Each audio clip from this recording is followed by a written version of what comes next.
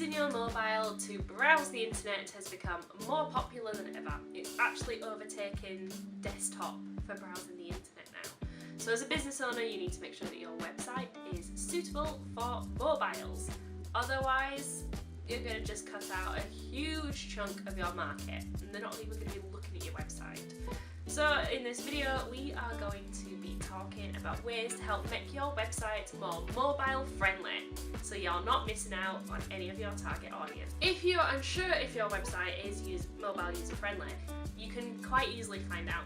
Just Google mobile friendly test and then you'll be able to test if your website is mobile friendly. If it isn't, here are some ways that you can help improve it. First up, you need to make sure that it is responsive. We've all been there where you're waiting for a page to load and eventually you just get bored and you'll click off. So you need to make sure that it is quick when it's loading up. You can do this by finding templates for your website that are mobile friendly, or outsource it to a web developer, to a professional, and they'll be able to make sure it's responsive enough. Now, don't use Flash. It fell out of favour a few years ago just because it's not great for your SEO and not all systems support it. So iOS and Android don't support Flash. So if you build your website which is responsive on Flash, you're going to cut out a lot of your users, the iPhone users and the Android users, and it can really affect the load speed as well of your website. So don't use anything that's outdated, don't use any outdated tech.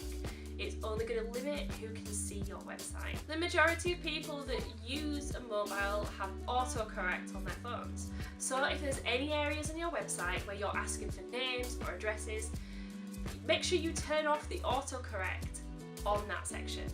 You know, when you're typing in your name and if you've got an unusual surname, your phone's going to autocorrect it and then you just get frustrated. So make sure that you turn off the autocorrect for areas that your customers will be filling out some details. Another nuisance is when buttons are so small you really struggle to press them and you need to zoom in to press them. Make sure that anything that people are going to click on your website is big enough to see on a mobile screen. Test it out on yourself and on your phone. You want it to be big enough that they can very easily click it and then they can navigate their way around your website with ease. Along the lines of sizing, you need to make sure that your font is big enough as well on your web pages so that people can read it on a small screen. We recommend at least a size 14 font.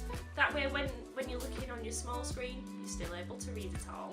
And stick to the generic fonts. You don't really want a font that people are going to have to download to read it. Because, you know, when you send an emoji to someone and they don't have it, you just get the little box. That's what's going to happen if you have a font that not everyone's got downloaded. So just stick to your normal fonts. That's it for this video. Thank you for watching. I've been Becca from Passport to Success, the online platform built by industry experts designed to help, advise, guide and support entrepreneurs and small businesses to success. Stay up to date with all things Passport Success and I'll see you in the next video.